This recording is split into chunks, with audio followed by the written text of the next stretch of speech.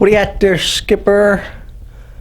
We have this old shop is a wreck right now. I've been working out here for days. If you guys watch the gun project, you'd know I've been busy. If you haven't seen that series, check it out over here. I think the link will be. If you haven't, yeah, go check it out. But the shop is in a wreck because I have been hammering out some knives ever since. We're working through a bunch of backlogged customers' orders here. I'm trying to get through here now. And I've got a couple interesting projects I'm working on that I wanted to share with you guys. I'm just out here in the shop now for the evening. And yeah, I've got a few things I wanted to show you. So right here we have 4 blades that came out of heat treat last night. That nice golden color they have on them from that tempering process. So these are, hear that sound? Ah, oh, so nice, just super hard. I did a different heat treating process last night. After some of the issues I've had, I've switched out my oil. I've switched to a temperature controlled bucket, so I know exactly what's happening now. I've really got it nailed down, and it felt so much better. I don't think the heat treat is necessarily much better. I'm just more confident with it because I know exactly what's happening. It takes out some of the guesswork. This is the exciting piece I wanted to show you guys. Now, I haven't shown you what's happening here so far. I wasn't going to video it, but I posted on Instagram. You should be following me, by the way, on Instagram if you haven't already. But I posted a picture of this project. Several people wanted to see it, so I'm going to show it to you here now. What we have is an 11-inch long Tento. A Wakizashi starts at 12 inches and up. So this isn't quite a Wakizashi, but it's getting close there. A Wakizashi would have been from a samurai culture, and it would have been like a close quarters fighting knife. And that's what this is getting close to here now. Like I said, this is a customer order. I'm not sure what the intended use is going to be, but we are building it to a top quality, high-end piece. So what we have here is a nice long Tento blade, 1/8-inch thick 01 steel as per usual. We have my stamp in there. Notice these 3 holes. That's something different. It's an idea I have conjured up in my mind. We'll see if we can get it to work in practice like my mind says in theory. We have a brass bolster here. Check out this design I have set up. So this is going to slot right down over. It's going to be pretty snug there now because of that bit of scale from the heat treat, but so I'm not going to quite be able to get it there now by hand, but this is going to come right up flush and square with the blade. It's going to create sort of a scissor joint like this, so the bolster can't move sideways, forward or back. And we're going to have a pin here that's going to be peened. This hole through here is flared out on the ends on each side, so we'll pin out the brass. It'll be flush sanded. It'll be incredible. We're doing a beautiful handle on here. This is going to be an exceptional piece. The first step here now is to hand sand this blade, get all that scale, all that martensite off there, and get it back and start working up to a mirror finish, which is what this blade is going to go home with.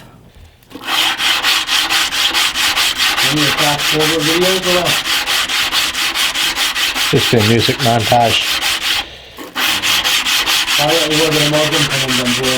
So if you could imagine that blade on the top view, we have holes drilled through the blade face like you saw there, and these are actually, I countersunk them a little bit or chamfered that inside edge, so they actually flare out like this.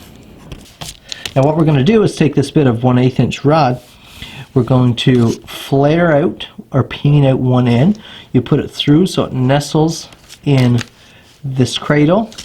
Okay, so you pass it through till it nestles here. We'll snip it off, peen the other side out into the mushroom, and then once you flat sand the 2 faces, they should have inset pieces of brass that cannot move and that look like they're a part of the blade. Now I have actually went ahead and done these. I hope you guys aren't mad at me. I just kind of got carried away with my work. I don't know if this has been done before. As far as I know, this is my original idea. I just had it one evening while I was sitting in the house on the computer. Just popped in my mind. I was thinking about how I could do something a little more special with the blade. And that's what we have there. So it's peened out there now. Now what we have to do is flat sand it and see how that looks. Hopefully we've mushroomed out enough to fill those flared or the chamfered insides, and we'll get a good finish. So let's try to sand those out. Now you can see those pieces of brass are raised. I would love to be able to go down to a real coarse grit paper, even a file, and file that off flush. But of course we've already got this sanded up to I believe it just a mild 400. I have to do some more work, so I have to take it a little more slowly with some 220 grit paper. I don't mind going down that low, but you can see brass does file pretty quickly. It's a very malleable metal. So hopefully this doesn't take too long, and hopefully this works.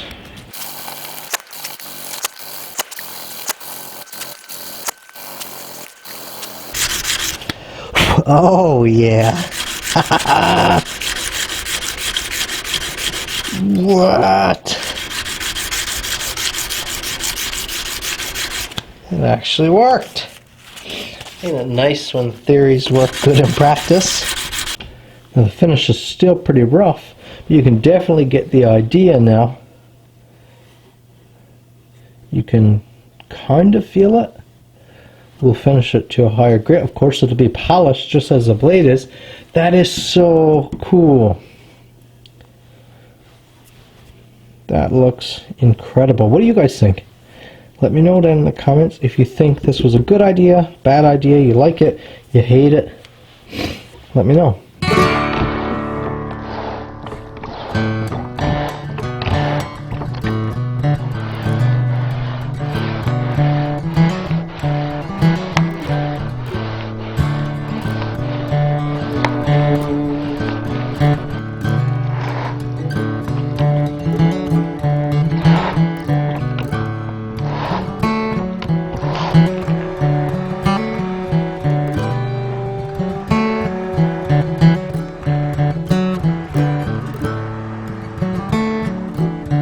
Just watching some Lunkers TV here. Let me know if any of you guys watch Lunkers. Just found his channel recently and it seems like a pretty cool guy.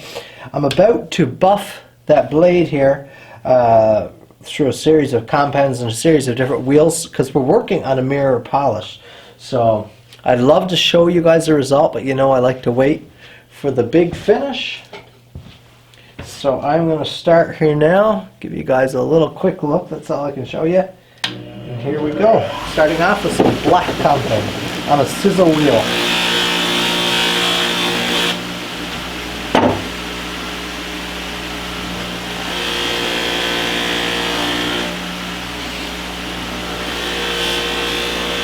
And there it is, it's the progress on our Tanto here so far. Check out that polish, very happy with it. That is a very nice polish. Of course we have those brass inserts that look really great in there. You can feel them ever so slightly, but they look so good. This is my very first Tanto ever. So stay tuned if you want to watch me sharpen. I've actually had a lot of questions over the years how to sharpen a Tanto blade, but I've never had one of my own. So I've never done a demo. So you'll get to see that coming up.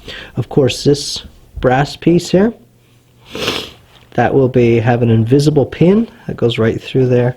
That'll be all polished and done. This thing is going to look insane.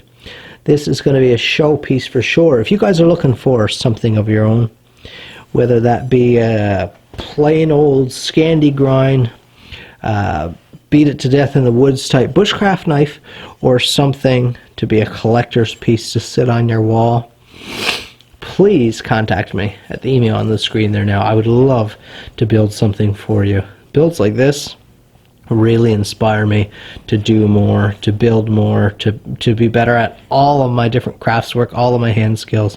They really challenge me and push me to my limits. And I'm very, very grateful for the customers that that order from me and or ask me to do something for them special.